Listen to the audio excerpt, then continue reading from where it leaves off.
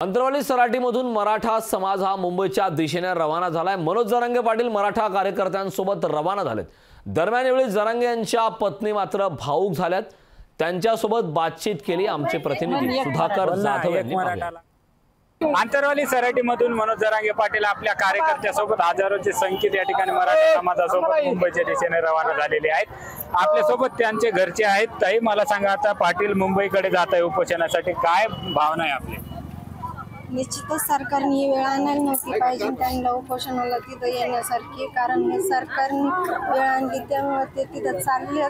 पण सरकारने ते जोपर्यंत तिथं पोहोचत नाही त्याच्या अगोदर जर आरक्षण दिलं तर निश्चितच त्यांच्या अंगावर गुलाल। ताई, आता पाटील या ठिकाणी जाणार आहेत, आपण त्यांचं ऑप्शन देखील करणार आहात, काही फोनवर बोलणं झालं का आज? नाही, आतापर्यंत नाही बोलले, पण आज बोलणार।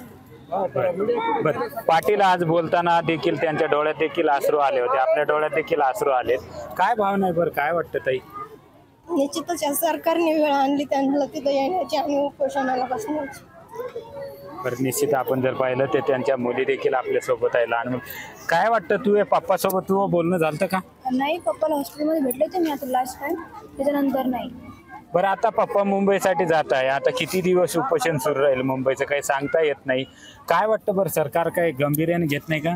सरकारला कळलेच ना मराठी काय असतात, मराठीचं लवकरच भगवा वादा मुंबई धडकणार आहे। पप्पा गेल्यावर आरक्षण तर घेऊन येणार आहे, पण पप्पाच्या जीवाला जर याच्यात काही झालं तर सरकारला आम्ही शांत बसून देणार नाही। बरं, आता त्या ठिकाणी मुंबईला जात आहे, त्यानंतर काय राहणार? आता मुंबईत जर आरक्षणाचं सरकार आणखी वेळ काढूपणा करताय, जर आणखी वेळ जर गेला तर तुम्ही काय करणार आहात?